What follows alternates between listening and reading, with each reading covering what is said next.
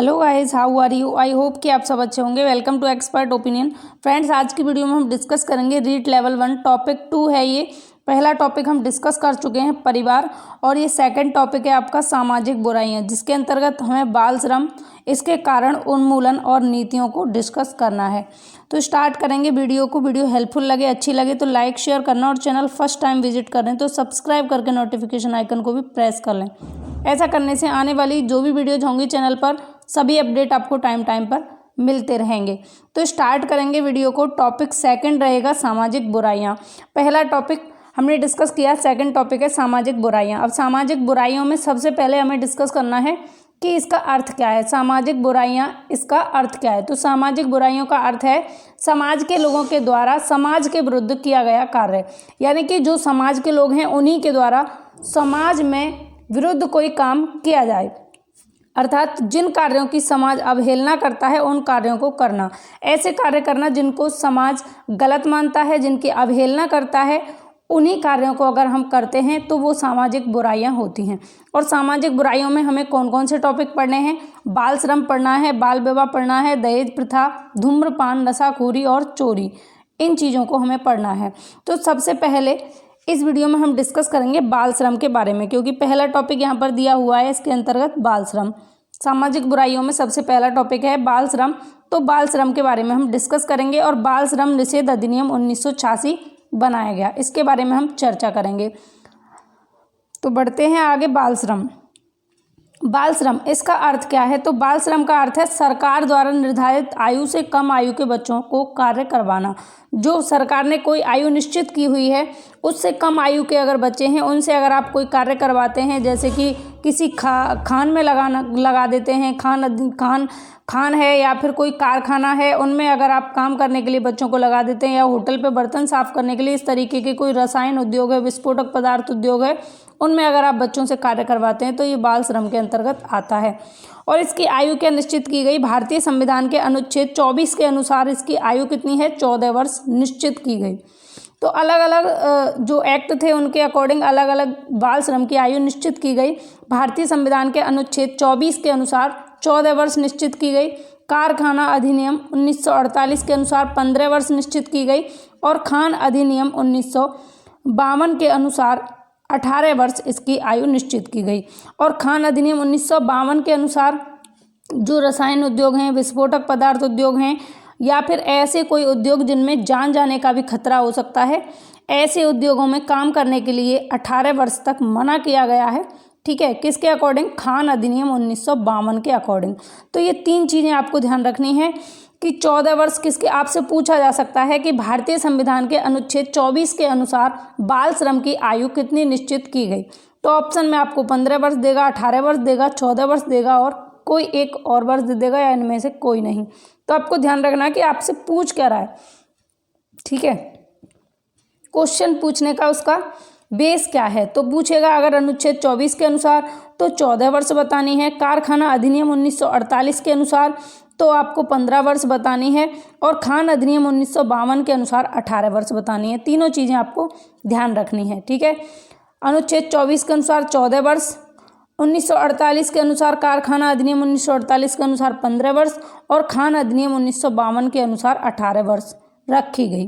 ठीक है, इसके बाद में ये जो तीनों चीज़ें हैं, ये जो तीनों पॉइंट हमने अभी डिस्कस किए, कौन कौन से, भारतीय संविधान के अनुच्छेद 24, कारखाना अधिनियम 1948 और खान अधिनियम 1952, इन तीनों को बाल श्रम अधिनियम 1986 के अनुसार 14 से 18 वर्ष इसकी आयु निश्चित की गई। यानी इन तीनों को इंक्लूड करके, इन तीनों को मिलाकर एक अधिनियम बनाया गया जिसका नाम था बाल श्रम अधिनियम 1986, और इसके अनुसार 14 से 18 वर्ष निश्चित की गई बाल श्रम में रखने की उम्र। यानी कि 14 से 18 वर्ष के बच्चों से बाल श्रम नहीं कराया जाएगा, कोई कार्य ऐसा नहीं कराया जाएगा जिससे मान हानि या जान जाने का खतरा हो। तो ये आपको ध्यान रखना है। ठीक है, और ये क्वेश्चन पूछा जा चुका है कि भारतीय संविधान के अनुच्छेद 24 के अनुसार बाल श्रम की आयु कितनी निश्चित की गई? तो 14 वर्ष निश्चित की गई। हो सकता है इस बार आपसे कारखाना अधिनियम 1948 पूछ ले या खान अधिनियम 1952 पूछ ले, तो आपको पता होना चाहिए। आगे पढ़ेंगे बाल श्रम के कारण। तो अभी हमने डिस्कस किया सामाजिक बुराइयों में कि सामाजिक बुराई का अर्थ क्या है कि समाज के द्वारा समाज के विरुद्ध कोई काम करना, यानी कि समाज जिसकी अवहेलना करता है, जिसको गलत मानता है, समाज जिसको नकारता है, उन्हीं कार्यों को अगर आप करते हैं तो वो सामाजिक बुराइयों के अंतर्गत आते हैं। और इसमें भी रीट लेवल 1 में आपको 5 पॉइंट पढ़ने हैं। बाल श्रम, बाल विवाह, दहेज प्रथा, धूम्रपान और चोरी, इन 5 टॉपिक को पढ़ना है। और आज के टॉपिक में हमने बाल श्रम को डिस्कस किया, बाल श्रम का अर्थ डिस्कस किया और आयु कितनी निश्चित की गई, किस एक्ट के अनुसार, किस अनुच्छेद के अनुसार या किस अधिनियम के अनुसार, इसको डिस्कस किया। अब हम बात करेंगे बाल श्रम के कारण कि बाल श्रम के कारण क्या हैं, किन किन कारणों की वजह से हमारे देश में बाल श्रम कराया जाता है। तो यहाँ पर पॉइंट्स हैं। जनसंख्या में वृद्धि होना, जनसंख्या में जब वृद्धि होती है, जनसंख्या ज़्यादा होती है, इसकी वजह से बाल श्रम होता है। यानी जब जनसंख्या ज़्यादा होगी तो बेरोजगारी भी ज़्यादा होगी और बेरोजगारी होगी तो बाल श्रम कराया जाएगा। ठीक है। निर्धनता, जनसंख्या ज़्यादा होगी तो ऑब्वियसली निर्धनता होगी और निर्धनता होने पर क्या होगा, जब परिवार बड़ा होगा और आर्थिक स्थिति ठीक नहीं होगी तो फिर बच्चों से भी काम करवाया जाएगा जिससे कि उनकी जो मूल आवश्यकताएं हैं उनकी पूर्ति हो सके। तो सेकंड पॉइंट है निर्धनता। माता पिता के द्वारा बच्चों को स्कूल नियमित नहीं भेजना या बिल्कुल नहीं भेजना। जैसे पेरेंट्स बच्चों को स्कूल नहीं भेजते, तो स्कूल नहीं भेजते हैं, उस दौरान क्या होता है, बच्चा घर में खाली रहेगा तो फिर सोचते हैं कि इससे कुछ काम करवा लिया जाए जिससे ये कुछ पैसे भी लेकर आएगा और हमारी गरीबी या निर्धनता है वो भी दूर होगी। बच्चा स्कूल जाता है तो इतना फोकस नहीं रहता, लेकिन बच्चा जब फ्री रहेगा, घर पे पढ़ने लिखने जाएगा नहीं, स्कूल भेजेंगे नहीं, तो फिर क्या होगा, उसे किसी काम से लगा देते हैं। ठीक है। अगला पॉइंट है सरकार के द्वारा बनाए नियमों का सही क्रियान्वयन ना होना। गवर्नमेंट ने नियम तो बहुत सारे बनाए हैं, अधिनियम तो बहुत बनाए हैं, अलग अलग कानून भी बनाए हैं जिससे बाल श्रम को रोका जाए, लेकिन उन पर बेहतर काम नहीं हो पाता, उनका क्रियान्वयन, उनका संचालन ठीक ढंग से नहीं हो पाता भ्रष्टाचार की वजह से। तो ये क्रियान्वयन जो ठीक से नहीं हो पाता, ये भी एक रीज़न है। सरकार के द्वारा बनाए गए नियमों का सही क्रियान्वयन ना होना एक बहुत बड़ा रोल प्ले करता है बाल श्रम को बढ़ाने में, तो आपको ध्यान रखना है। अगला पॉइंट है सस्ता श्रम मिलना, सस्ता श्रम मिलना या फिर कम आय का मजदूर मिलना। जैसे छोटे बच्चे हैं, किसी भी काम को बहुत कम पैसे में कर लेते हैं। जैसे मान लीजिए कोई बड़ा व्यक्ति उस काम को 10,000 में करेगा, उसी को कोई छोटा बच्चा 5,000 या 4,000 रुपये में कर लेगा, तो सस्ता श्रम मिल जाता है। जो बड़े बड़े पूंजीपति या उद्योगपति होते हैं उनको और कम आय का मजदूर मिल जाता है। ये भी एक बहुत बड़ा रीज़न है बाल श्रम को बढ़ाने में। नेक्स्ट पॉइंट, बच्चों का शोषण आसानी से किया जाना। जो बच्चे हैं उनका शोषण आसानी से किया जाता है, इसलिए बाल श्रम भी बढ़ रहा है। नेक्स्ट है बच्चों का पढ़ाई में रुचि न रखना। जो बच्चे हैं पढ़ाई में रुचि नहीं रखते तो पेरेंट्स उनको बोल देते हैं कि बेटा आप जब पढ़ना नहीं चाहते तो फिर कोई काम कर लो। तो बच्चे ऑब्वियसली 2 रास्ते, अगर बच्चे को अगर रुचि नहीं होगी तो वो उसी रास्ते को चुनेगा कि मैं कुछ काम कर लेता हूँ जिससे कुछ काम वाम सीख जाऊँगा और कुछ पैसे भी आएंगे, यानी कच्चा लोभ बच्चा करने लग जाता है।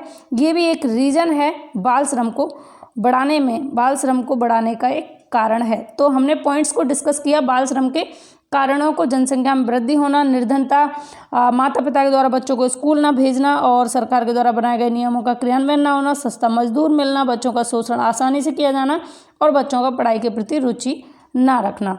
तो कारण हमने जान लिए। इसके बाद में हम बाल श्रम के दुष्परिणाम जानेंगे कि बाल श्रम के दुष्परिणाम क्या हैं, क्या क्या साइड इफ़ेक्ट्स हो सकते हैं बाल श्रम के, क्या क्या गलत रिजल्ट आ सकते हैं। तो पहला पॉइंट है इसके अंतर्गत शारीरिक व मानसिक विकास पर प्रभाव। बच्चे के जो शारीरिक विकास है और मानसिक विकास है उस पर प्रभाव पड़ता है, नेगेटिव प्रभाव पड़ता है। ठीक है। बच्चे का शारीरिक विकास भी कम हो जाता है, अवरुद्ध हो जाता है और बच्चे का मानसिक विकास भी रुक जाता है। नेक्स्ट पॉइंट, शिक्षा का स्तर नीचे होना। बाल श्रम का दुष्परिणाम क्या होगा कि शिक्षा का स्तर भी नीचा हो जाएगा, क्योंकि बच्चा जब पढ़ेगा लिखेगा नहीं, शिक्षित नहीं होगा, और बाल श्रम में जब मतलब कि छोटे बच्चे से जब काम कराया जाएगा तो वो शिक्षित नहीं होगा, और जब शिक्षित नहीं होगा तो क्या होगा, शिक्षा का स्तर भी नीचा होगा। और बच्चे का जब शिक्षा का स्तर नीचा होगा, यानी जो युवा पीढ़ी है वो पढ़ी लिखी नहीं होगी, तो फिर क्या होगा, इससे एक बहुत बड़ा इफेक्ट और पड़ेगा कि इससे हमारे देश का विकास भी रुकेगा और देश का स्तर भी नीचा होता चले जाएगा। क्योंकि जितना शिक्षित प्राणी होंगे देश के अंदर उतना ही देश हमारा डेवलप होता जाएगा। तो देश को भी पीछे रखने में, पछाड़ने में या फिर देश को कई सालों तक पीछे रखने में क्या रोल कर सकता है? बाल श्रम। तो बाल श्रम बहुत ही घातक चीज़ है, इसके बहुत बड़े बड़े दुष्परिणाम हैं। और अगला पॉइंट है बच्चे के जीवन स्तर पर नकारात्मक प्रभाव पड़ना। जो बच्चे का जीवन स्तर है उस पर नेगेटिव प्रभाव पड़ता है, क्योंकि जब वो शिक्षित नहीं होगा तो आगे आने वाले टाइम में एक पढ़े लिखे समाज में जब वो रहेगा तो उसको नेगेटिविटी आएगी कि यार ये कितने आगे हैं, मैं कितने पीछे हूँ। तो बच्चे का जो जीवन स्तर है वो भी उस पर भी नेगेटिव प्रभाव पड़ेगा, क्योंकि शिक्षा जो है हमें ऊंचा उठाने में हेल्प करती है। और जब बच्चा शिक्षित नहीं होगा बाल श्रम के कारण तो उसका जीवन स्तर बहुत पीछे रह जाएगा। ठीक है, अगला पॉइंट है परिवार की स्थिति का खराब होना। जो फैमिली है उसकी स्थिति भी खराब हो जाएगी, क्योंकि छोटे मोटे काम करेगा शुरू में, उसके बाद में क्या होगा, जब आगे बढ़ेगा तो वो शिक्षित नहीं होगा, उसे दिक्कत प्रॉब्लम आएंगी अपनी लाइफ में, तो परिवार की स्थिति भी खराब होगी, क्योंकि उसे 5-6 हज़ार जो भी जिस बेस पर लगा हुआ था, वो जितनी सैलरी जितनी आय पर लगा हुआ था उससे कुछ ज़्यादा और मिलेगी। क्योंकि मजदूरों का जीवन आपको पता है, शिक्षक वर्ग और एक मजदूर वर्ग में बहुत बड़ा डिफरेंस है आय का। तो परिवार की स्थिति भी खराब होगी जब आपकी आय अच्छी नहीं होगी। अगला पॉइंट है बेरोजगारी में वृद्धि होना। बेरोजगारी में ऑब्वियसली वृद्धि होगी, क्योंकि गवर्नमेंट ने निश्चित किया कि 15 से 65 वर्ष के जो व्यक्ति हैं उनको अगर अपनी इच्छा के अनुसार काम नहीं मिलता तो ये बेरोजगारी है, या हम कह सकते हैं कि 15 से 65 वर्ष के बीच के जो व्यक्ति हैं उनको अगर अपनी इच्छा के अकॉर्डिंग काम नहीं मिलता तो ये बेरोजगारी है। और जब 14 वर्ष से की आयु के बच्चे या उससे कम आयु के बच्चे उन जगहों को घेर लेंगे, उन जगहों पे काम करना शुरू कर देंगे, तो ऑब्वियसली है कि 15 से 65 वर्ष के लोगों को काम वहाँ पर नहीं मिलेगा, तो बेरोजगारी में वृद्धि होगी। ये भी एक मुद्दा है बाल श्रम के दुष्परिणाम का। ठीक है, आगे बढ़ते हैं फिर और जानते हैं बाल श्रम के उन्मूलन हेतु उपाय या प्रावधान। उन्मूलन यानी कि इसको कंट्रोल करने के लिए और इसको खत्म करने के लिए उपाय और प्रावधान अलग अलग तरीके के रखे गए कि बाल श्रम को किस तरीके से कंट्रोल किया जाए। तो इसके लिए 3 प्रावधान रखे गए, 3 तरीके के संवैधानिक प्रावधान रखे गए, कानूनी प्रावधान रखे गए और सरकारी नीतियाँ बनाई गई। तो इन तीनों को जानेंगे हम, एक एक करके पॉइंट्स में डिस्कस करेंगे बेहतर तरीके से। और फ्रेंड्स, आपको मेरा प्रयास अच्छा लग रहा है, हेल्पफुल लग रही है वीडियो, तो प्लीज़ वीडियो को एक लाइक कर दें और अपने दोस्तों के साथ में शेयर भी कर दें, बस 2 सेकंड का टाइम निकाल कर। और बाकी की सारी जिम्मेदारी मेरी है, आपको EVS में 30/30 का टारगेट रखना है। हम EVS में 30/30 लेकर आएंगे, क्योंकि हमारा टारगेट जब बड़ा होगा तो फिर हमें सिलेक्शन लेने से कोई रोक नहीं सकता। किसी की इतनी हिम्मत नहीं कि कोई हमें सिलेक्शन लेने से रुक जाए। वो आपके ऊपर डिपेंड करता है कि आपकी मेहनत कितनी है, आपकी मेहनत कितनी है, ये डिपेंड नहीं करता कि आप कितने वीक हैं क्या हैं। क्योंकि कोई चीज़, मान लीजिए कोई प्रतिभाशाली बच्चा 2 बार में पढ़कर उसको अच्छे से बेहतर तरीके से समझ लेता है, तो उस चीज़ को आप 4 बार पढ़ो तो उसके बराबर तो समझ जाओगे, और जब आप 6 बार पढ़ लोगे तो उसमें आप पारंगत हो जाओगे, इससे भी ज़्यादा। तो आप चीज़ों को 2 बार ना पढ़ के 4 बार पढ़ो, 4 बार ना पढ़ के 6 बार पढ़ो, बार रिविजन करो और उसमें पारंगत हो जाओ, तो आपकी सिलेक्शन को कोई रोक नहीं सकता। ठीक है, तो प्लीज़ लाइक कर दीजिए वीडियो को, क्योंकि मैं आपके लिए मेहनत करके इतनी मेहनत करती हूँ रात में भी और वीडियो बनाती हूँ, तो उसके लिए आपका एक बस लाइक चाहिए, इससे ज़्यादा और कुछ नहीं। बाकी का सभी कुछ आपको फ्री ऑफ कॉस्ट प्रोवाइड कराया जाता है। एक्सपर्ट ओपिनियन हमेशा आपके साथ है आपके सिलेक्शन तक। तो बाल श्रम के उन्मूलन हेतु उपाय में हम सबसे पहले संवैधानिक प्रावधान की बात करेंगे। तो संवैधानिक प्रावधान कौन कौन से हैं यहाँ पर देखिए। पहला प्रावधान है अनुच्छेद 24। अनुच्छेद 24 इसके अनुसार 14 वर्ष से कम उम्र के बच्चों से मजदूरी या कार्य कराना अपराध है, जिसके लिए सरकार कानून बना सकती है। तो संवैधानिक प्रावधान में क्या रखा गया, पहला मुद्दा रखा गया अनुच्छेद 24। अनुच्छेद 24 क्या कहता है संवैधानिक प्रावधान के अंतर्गत कि 14 वर्ष के बच्चे या उससे कम उम्र के बच्चों से अगर आप मजदूरी कराते हैं तो ये एक अपराध है, और जिसके लिए सरकार कानून बनाती है या बना सकती है। तो आपसे पूछा जाए कि 14 वर्ष से कम उम्र के बच्चे से मजदूरी कराना एक अपराध है, ये कौन सा अनुच्छेद कहता है, तो अनुच्छेद 24 इस बात को कहता है। ठीक है, आगे बढ़ते हैं। नेक्स्ट है अनुच्छेद 21A। अनुच्छेद 21A क्या कहता है, इसके अनुसार 6 से 14 वर्ष तक के बच्चों को निःशुल्क एवं अनिवार्य शिक्षा का प्रावधान होगा। इसके क्रियान्वयन के लिए सरकार ने 1 अप्रैल 2010 को RT एक्ट 2009 बनाया, इसे 1 अप्रैल 2010 को लागू किया। तो RT एक्ट 2009 कब बना, 2009 में और लागू कब हुआ? 1 अप्रैल 2010 को। तो अगर आपसे ये पूछा जाए राइट टू एजुकेशन एक्ट कब बना, तो 2009 में बना, और अगर लागू करने की बात की जाए तो 2010 को लागू हुआ, 1 अप्रैल 2010 को। इन दोनों चीज़ों में आपको अंतर पता होना चाहिए और ये आप लोगों ने खूब पढ़ा होगा अच्छे तरीके से। अगर आप बीटीसी बीएड करके आए हैं, डीएलएड जेबीटी कुछ भी अगर आपने किया, बीएसटीसी, तो आपने अनुच्छेद 21A को जरूर पढ़ा होगा। इसका बार बार जिक्र किया गया। अगर आपने अच्छे तरीके से पढ़कर अपना डीएलएड या फिर बीएसटीसी या बीटीसी जो भी आपने किया है बीएड, उसको अच्छे तरीके से आपने पढ़ा है, तो आर्टिकल 21A का बहुत बार जिक्र हुआ, जिसमें बार बार इस बात को रखा गया कि 6 से 14 वर्ष तक के बच्चे जो हैं उनको निःशुल्क और अनिवार्य शिक्षा दी जाएगी आर्टिकल 21A के अकॉर्डिंग। तो इससे पहले हमने जाना था आर्टिकल 24 यानी कि अनुच्छेद 24 के अनुसार 14 वर्ष के बच्चे या उससे कम उम्र के बच्चों से काम करवाना या मजदूरी करवाना एक अपराध है और इसके लिए सरकार कानून बनाती है। और आर्टिकल 21A कहता है कि 6 से 14 वर्ष तक के बच्चों को निःशुल्क एवं अनिवार्य शिक्षा का अधिकार होगा। और इसके क्रियान्वयन के लिए सरकार ने राइट टू एजुकेशन एक्ट 2009 बनाया और फिर उसको 1 अप्रैल 2010 को लागू भी किया, जिससे कि पूरे देश भर में 6 से 14 वर्ष तक के यानी कि प्राइमरी लेवल तक बच्चे को बिल्कुल निःशुल्क और अनिवार्य शिक्षा प्रोवाइड कराई जाए। ठीक है, और इसी संदर्भ में आगे पढ़ेंगे। अगला पॉइंट है, क्योंकि हम संवैधानिक प्रावधान पढ़ रहे हैं बाल श्रम के उन्मूलन के लिए, और संवैधानिक प्रावधानों में मैंने आर्टिकल 24 को डिस्कस किया, आर्टिकल 21A को डिस्कस किया, और उसके बाद में यहाँ पर अनुच्छेद 39E दिया हुआ है। ये हो सकता है आपके लिए नया हो, लेकिन इम्पॉर्टेंट है, ध्यान रखना है आपको, रीट में पूछा जा सकता है। अनुच्छेद 39E क्या कहता है? अनुच्छेद 39E क्या कहता है? इसके अनुसार किसी भी पुरुष या महिला को ऐसे कार्य के लिए नहीं रखा जाएगा जो उसकी आयु के अनुसार नहीं है। तो बहुत इजी है, इम्पॉर्टेंट है। अनुच्छेद 39E ये कहता है, जैसे कोई महिला है, कोई पुरुष है, यानी कोई भी लेडी या फिर कोई जेंट्स है, तो उसको ऐसे कार्य आप नहीं करा सकते उससे जो उसकी आयु के अनुसार नहीं है। ये आपको ध्यान रखना है। इसके बाद में हम जानेंगे कानूनी प्रावधान। पहले हमने जाने संवैधानिक प्रावधान, और इसके बाद में हम जानेंगे कानूनी प्रावधान बाल श्रम के उन्मूलन को रोकने के लिए या इसको कंट्रोल करने के लिए। तो कानूनी प्रावधान के अंतर्गत क्या है, यहाँ पर भी हम 3 पॉइंट्स रखेंगे। यहाँ पर पहला पॉइंट है 1979 में सरकार ने एक समिति बनाई जिसका नाम था गुरुपद स्वामी समिति, और इस समिति की सिफारिश पर एक कानून बना। ठीक है, सबसे पहले जो बाल श्रम का उन्मूलन है उसके लिए 1979 में सरकार ने एक समिति बनाई थी, यानी सबसे पहले कानूनी प्रावधान के अकॉर्डिंग सरकार के सामने 1979 में ये बात रखी गई कि बाल श्रम पर रोक लगाई जाए। तो 1979 में सरकार ने पहली बार एक समिति बनाई थी जिसका नाम था गुरुपद स्वामी समिति, और इस समिति की सिफारिश पर एक कानून बना था।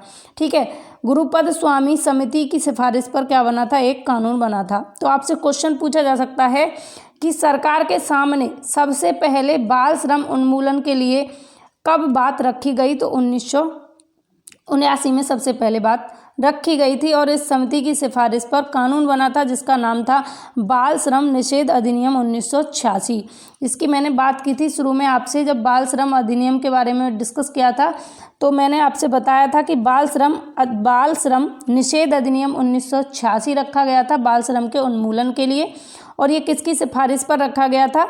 गुरुपद स्वामी समिति की सिफारिश पर।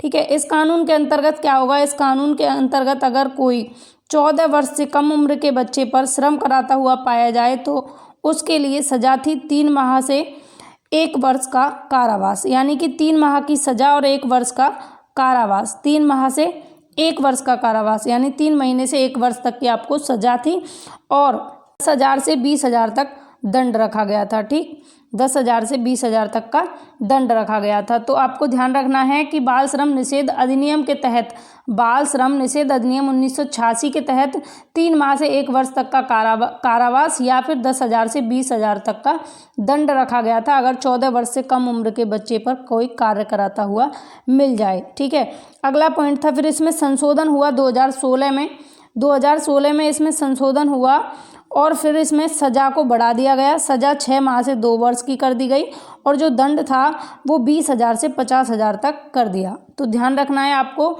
ये जो बाल श्रम निषेध अधिनियम 1986 था, इसमें 2016 में संशोधन हुआ जिसमें सज़ा को 2 गुना कर दिया, 3 माह से 6 माह 2 वर्ष तक का कर दिया और जो आपका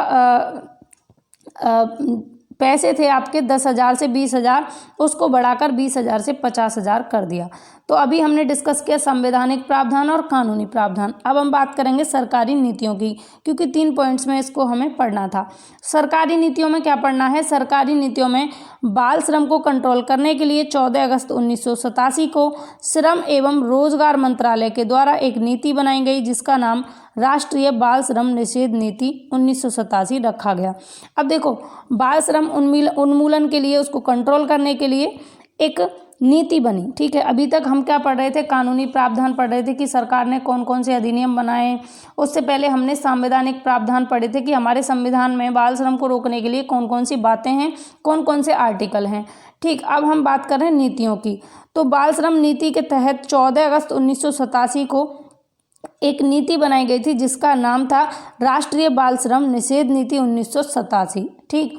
और इसको किसके सहयोग से बनाया गया? इसको श्रम एवं रोजगार मंत्रालय के द्वारा बनाया गया, ठीक। इतनी आपको बात ध्यान रखनी है।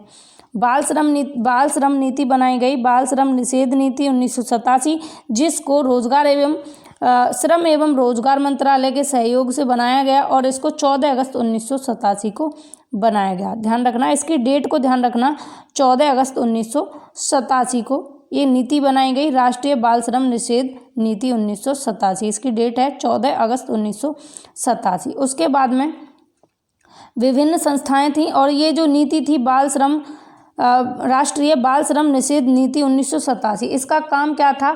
इस नीति का उद्देश्य आपको पता होना चाहिए। इस नीति का उद्देश्य था बालकों को रोजगार या श्रम से हटाकर उनका जो जीवन स्तर है उसमें सुधार किया जाए, जो जीवन का स्तर है उसमें चेंज किया जाए, उसमें सुधार किया जाए, कुछ डेवलपमेंट किया जाए, ठीक है। और रोजगार से हटाकर या श्रम से हटाकर उनके जीवन के बारे में सोचा गया। और कानूनी प्रावधान एवं नीतियों में मुख्य अंतर यही है कि अगर कोई कानूनी प्रावधान की अवहेलना करता है तो उसे सज़ा दी जाती है, लेकिन अगर कोई नीतियों की अवहेलना करता है तो उसे सज़ा नहीं दी जाती। तो दोनों चीज़ें आपको ध्यान रखनी है। ये जो मैं सरकारी नीतियों के बारे में चर्चा कर रही थी, सरकारी नीतियाँ, और इससे पहले हमने डिस्कस किया था कानूनी प्रावधान। यहाँ पर हमने डिस्कस किया कानूनी प्रावधान को। तो कानूनी प्रावधान और नीतियों में विशेष अंतर क्या है? तो इनमें अंतर सिर्फ इतना सा है कि कानूनी प्रावधानों को अगर कोई व्यक्ति नहीं मानता तो उसे सज़ा दी जाएगी और नीतियों को अगर कोई नहीं मानता तो उसे कोई सज़ा नहीं दी जाती। बाल श्रम के उन्मूलन के लिए सरकार ने एक ही नीति बनाई जिसका नाम बाल श्रम निषेध नीति 1987 रखा गया। इस नीति की घोषणा बाल श्रम एवं रोजगार मंत्रालय के द्वारा की गई। तो एक ही नीति थी, कौन सी थी? राष्ट्रीय बाल श्रम निषेध नीति 1987। तो नीतियों में बस आपको एक ही नीति पढ़नी है, इसकी डेट याद रखना, 14 अगस्त 1987 को ये नीति बनाई गई थी और नीति के अंतर्गत आपको कुछ नहीं पढ़ना। उसके बाद में विभिन्न संस्थाएं खोली गई सरकार के द्वारा या फिर विश्व स्तर पर, राष्ट्रीय स्तर पर, राज्य स्तर पर, जिससे कि बाल श्रम रोका जा सके। तो 3 पॉइंट्स में इसको भी डिस्कस करेंगे। विश्व स्तर पर कौन कौन सी संस्थाएं खोली गई, राष्ट्रीय स्तर पर और राज्य स्तर पर। तो सबसे पहले हम विश्व स्तर पर डिस्कस करेंगे। विश्व स्तर पर संस्था का नाम है यूनिसेफ। यूनिसेफ यानी कि United nation international child emergency fund. United है, इसकी फुल फॉर्म भी आपसे पूछी जा सकती है। तो इसकी फुल फॉर्म है United Nations international child emergency fund, ठीक है। तो इसको विश्व स्तर पर खोला गया बाल श्रम के उन्मूलन के लिए और इसका गठन हुआ 11 दिसंबर 1946 को।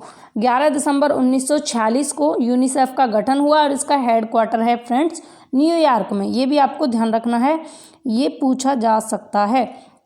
इसके बाद में इस संस्था का विश्व स्तर पर उद्देश्य क्या था? विश्व स्तर पर कानूनी प्रावधान करना एवं अपने सदस्य देशों को बाल श्रम को नियंत्रित करने के लिए जो योजनाएं बनाई जाती हैं उसके लिए फंडिंग प्रोवाइड करना यूनिसेफ का काम था। यानी कि इसके जो सदस्य देश थे यूनिसेफ के, उन सभी देशों को फंडिंग प्रोवाइड करना इसका काम था। और यूनिसेफ संयुक्त राष्ट्र अंतर्राष्ट्रीय बाल श्रम आपातकाल कोष, इसकी फुल फॉर्म आपको हिंदी में भी ध्यान रखनी है। यूनिसेफ की संयुक्त राष्ट्र अंतर्राष्ट्रीय बाल आपात कोष, ठीक है। यूनिसेफ का गठन द्वितीय विश्व युद्ध के बाद हुआ था, ये भी आपको पता होना चाहिए। और उनके रहन सहन, जो बच्चे थे उस समय द्वितीय विश्व युद्ध के बाद बच्चों की स्थिति बहुत खराब थी, बाल श्रम भी बहुत था और उनके जो जीवन का स्तर था वो भी बहुत पिछड़ा हुआ था। तो उनके रहन सहन और खान पान के सुधार के लिए विश्व स्तर पर यूनिसेफ का गठन किया गया।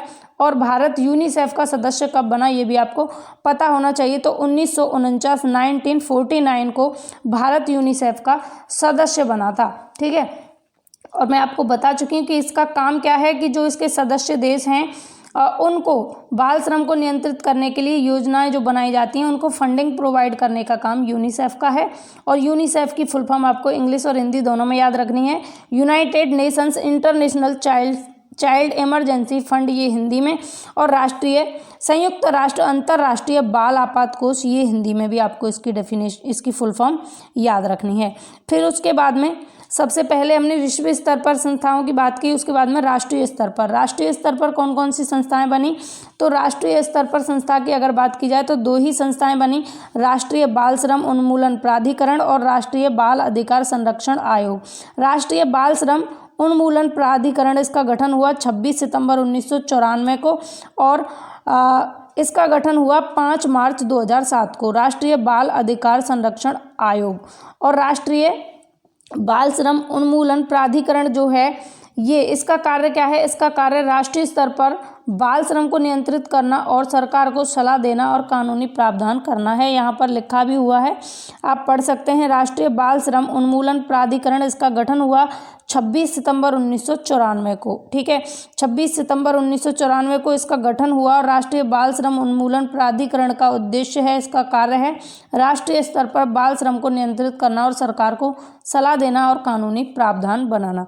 फिर उसके बाद में राष्ट्रीय बाल अधिकार संरक्षण आयोग है, इसको हमने डिस्कस किया था। इसका संविधान के किसी भी अनुच्छेद से कोई जिक्र नहीं है। ये जो राष्ट्रीय बाल अधिकार संरक्षण आयोग है इसका हमारे संविधान में कहीं पर भी कोई जिक्र नहीं है, इसलिए इसको असंवैधानिक आयोग भी कहते हैं। और इसमें एक अध्यक्ष एवं 6 सदस्य होते हैं, जिसमें 2 महिलाओं का होना अनिवार्य है। तो यहाँ पर आपसे क्वेश्चन ये बन सकता है कि राष्ट्रीय बाल अधिकार संरक्षण आयोग, इसमें कितने सदस्य होते हैं और कितनी महिला सदस्य होती हैं। तो इसमें टोटल 7 लोग होते हैं, यानी कि 6 सदस्य होते हैं और एक अध्यक्ष होता है, जिसमें सदस्यों में से 2 महिलाओं का होना अनिवार्य है। ये चीज़ आपको ध्यान रखनी है और इसकी डेट को ध्यान रखना है। 5 मार्च 2007 को राष्ट्रीय बाल अधिकार संरक्षण आयोग का गठन हुआ, ठीक है। आगे बढ़ते हैं, नेक्स्ट है राज्य स्तर पर। विश्व स्तर पर डिस्कस किया, फिर राष्ट्रीय स्तर पर, और अब बात करेंगे राज्य स्तर पर। और फ्रेंड्स, राज्य स्तर पर राजस्थान राज्य बाल अधिकार आयोग, इसका गठन यही है एक इम्पॉर्टेंट, और इसी का बस गठन किया गया था राज्य स्तर पर, एक ही, ठीक है। राजस्थान राज्य बाल अधिकार आयोग, ये आपको ध्यान रखना है। और राजस्थान का रीट आप देने जा रहे हैं तो ये मोस्ट इम्पॉर्टेंट है, इसको आप स्टार करके रखिए, वेरी वेरी इंपॉर्टेंट, ये आपसे पूछा जा सकता है। राजस्थान राज्य बाल अधिकार आयोग, इसका गठन हुआ 23 फरवरी 2010 को। 23 फरवरी 2010 को गठन हुआ और इसमें भी एक अध्यक्ष होगा, 6 सदस्य होंगे, जिन 6 सदस्यों में से 2 महिलाओं का होना अनिवार्य होगा राजस्थान राज्य बाल अधिकार आयोग में। और राजस्थान राज्य बाल अधिकार संरक्षण आयोग एक स्वतंत्र राज्य स्तरीय वैधानिक प्राधिकरण है और इसका गठन राज्य सरकार द्वारा बाल अधिकार संरक्षण आयोग अधिनियम 2005 की धारा 17 के अंतर्गत किया गया। ये आपके लिए इतना इम्पोर्टेंट नहीं है, इसको आप भले ही इग्नोर कर सकते हैं, लेकिन ये दोनों चीज़ें आपको ध्यान रखनी है कि राजस्थान राज्य बाल अधिकार आयोग, इसका गठन हुआ 23 सितंबर 2010 को। ध्यान रखनी है डेट, 23 सितंबर 2010 को इसका गठन हुआ और इसमें 6 सदस्य और एक अध्यक्ष होता है, जिसमें 2 महिलाओं का होना अनिवार्य है। इतनी बात आपको ध्यान रखनी है। तो राज्य स्तर पर इसका गठन किया गया।